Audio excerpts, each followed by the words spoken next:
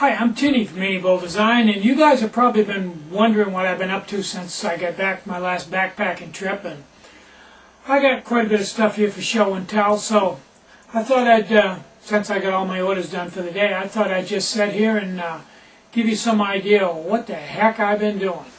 I tried to make a setup to have an integrated windscreen and just get everything more compact and dual purpose and all that. So let me see.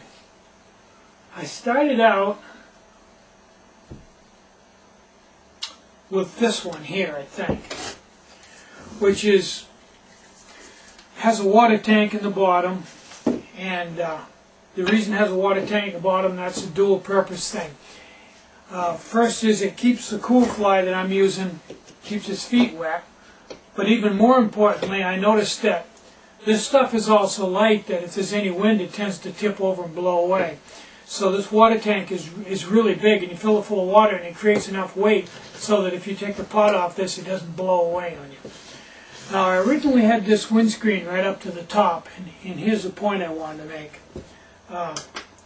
Put it all together, and everything worked great, except that it didn't heat water very well at all. It was extremely slow. You couldn't even get a boil out of it. So I thought about it quite a while, and I realized that because I had this windscreen all the way up the top, because there was so much contact area, that actually what it was doing was it was acting like a giant heat sink. It was actually pulling heat away from the pot, and then the wind was just carrying the heat off. So that was very counterproductive.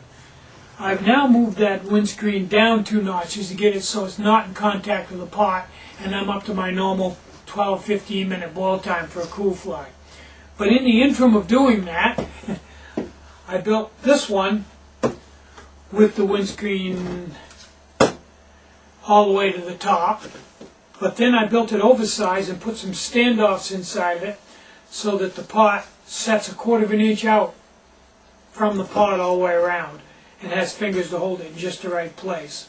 And then I made this part adjustable so I could adjust the amount of windscreen I had and the amount of gap for air to come in.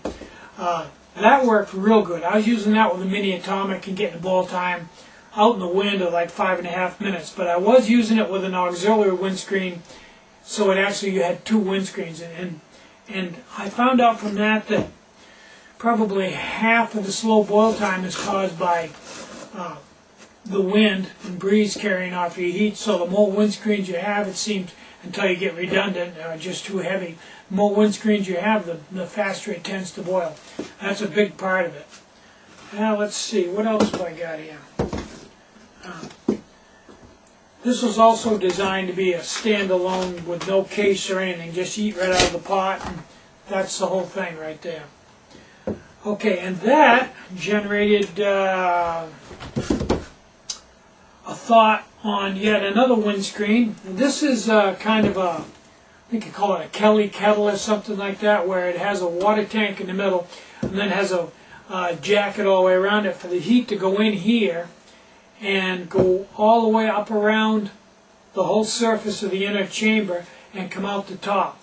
And this is designed, it has such a deep base on it, is designed to take a cool fly stove and just set right over it.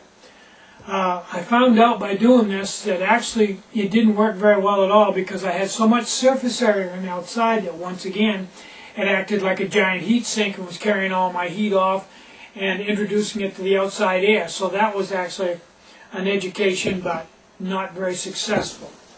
And from that base I decided to go to this, where I made it a lot shallower and use that with a pot stand and kind of use this outside as a thermocouple type deal. But once again, it acted more as a heat sink than it did a thermocouple.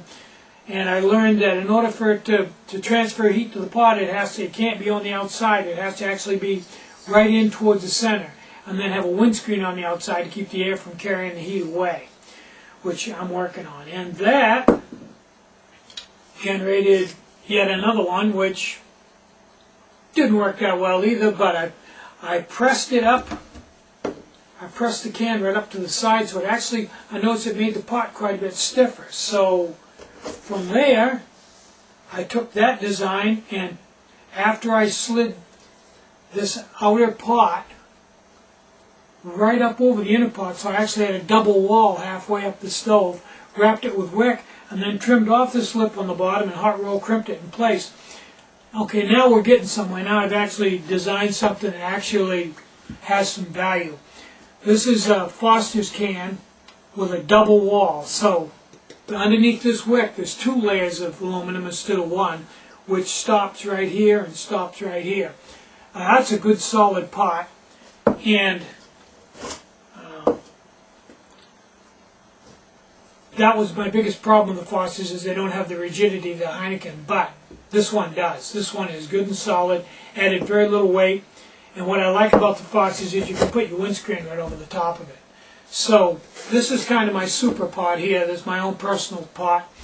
It's a little tough for me to build these. If I built them and sold them, they'd be a little expensive, but it is really a nice pot. It's double walled, pretty rigid, super lightweight, and capable of taking a windscreen, which solves a lot of fairly big problems. This will all fit right in the regular container set for the Grand Weenie's Kitchen with an 8-ounce cup on it instead of the more bulky 16-ounce cup. So that's where I am right now, and this is my super pot that I intend to have take the place of the Heineken pot. I'm going to keep working on it. I really need a little taller press to do this correctly, but that's my super pot. I'm Tinny from Mini Bowl Design. Get out and hike, and more important than anything, take a friend with you, cook some great meals, enjoy the outdoors, and have a great day. Bye-bye.